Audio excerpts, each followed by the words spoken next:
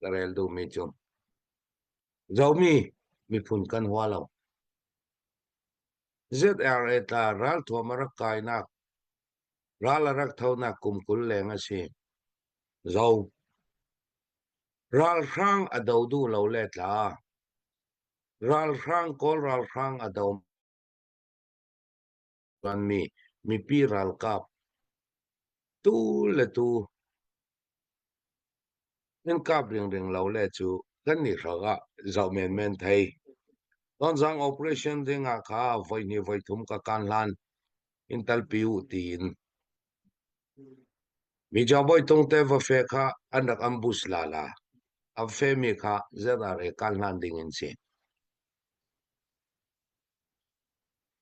don giang kam nak ding sanga kan fe nak lam zina ZRA ni voi yang za si ambus in rak tua nun nak yang za si kan liam nga hi nan kol ral sang sangi BGF P2 sit asimi chu kan ni ranga koral rang ton bang repin kan zawa tul thang malem mi phun kapok chin le chin kapok kan sinon lo koral kap sunga ta kan chin mi tampi ral rama chu tu u ku u tu mau si kau ral rang ranga an nun nak tiang an nun nak chem tiang e rin taki adawmi ka chu kan ralan si kau kan pian pi kan unaw si leman chuwe ken ZRA ta tui koral rang ni atum tabing mi chu ZRA in ale anma in a thon an sung sung chami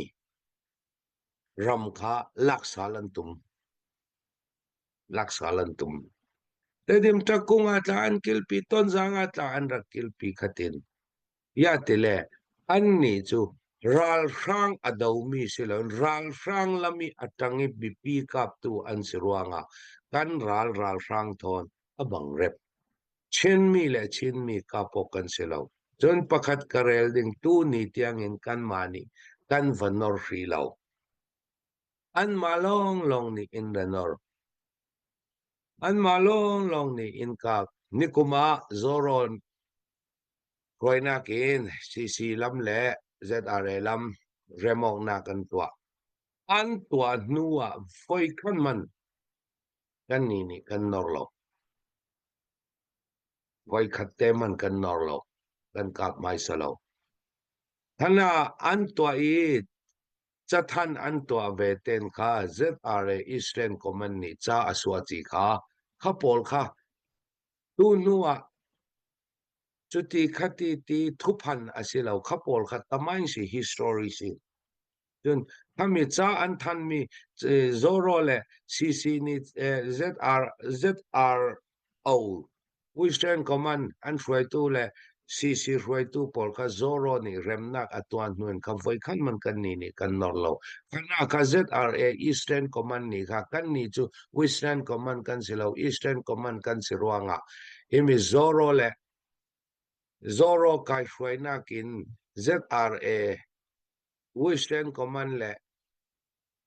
CC shwai tu pol natlang nak an tuami hi kan pom lo kan le khan ve lo tin cha an than chi pha pol kha tu ni tiang in muding a hri kau kami nui sin len thang sa khan voi jiang za in rakap len tang sa khan voi jiang za in rakap kan fe kan tlung voi jiang za in kap kan ni chu khaveng natlang nak an tuami romonak an tuami kha ha ten kan laina kan thun kau chu vekin nu tlai hem ti chu ka thei lo nan mitam pi civil an kai an that an ma zo mi silo mi an kai an that ha pol kha an ming an dat kung pol thon kha zo fa journal ni rak twat zo ko kha chulong silo rel ding atam tu dar khaya akhosa tu mi ta su an inan khang sak zomi ram city an ma zomi silomi kwal tong an mole zo pawing pawo an tien tong thiam lo le kol ta si se mi phundang na tuk tukin an rak thoi thing lai kan naw le pol ta chu aluvun man hinan namin an ati hitinan lipsi tu achilo ye damsal pakhat tu ni tiang in e cho yu an vuak sia dronga azang cho yu an vuak sia dronga mi bang non lawin i khun pari it meni na omsi kan ni khavekin kan timi an theile chu simse ka kha zra lam si sela mi pi ral kam ni chu yang vek ral thuam keng tla lenet kain ral thuam keng tla kha kol ral rang lami tang ka chu kol ral rang thon bang khatin kan zau ti kha karel thei tok si sela lailen pi thu la chu kam pi rel din kan thei lawi yang ruanga ti le shi CDM maradin hun ti vek pol kha le shi an in ale yang kim tla si se fiang ten thei mi kan nei lo nan kan ma si sela kan ram a male ma thi sen so do lo ti kha chu kai chu ka ti re lo din ya ti le thi sen thon nun nak thon kan lak chia mi kha kol ral rang kun mani kan lak mi kha at chem tiang in kai chu ka khu kha ne minung pakhat tang le minung pakhat tang tiang in kai chu ka khu kha ne ya ti le kol ral rang kan dau cha kan lak cha mi olte in ralong ding si le chu leilung thlun le khawe kha chu kai chu kapom thei lo mi si yang vek si le tla khawe ka si le chu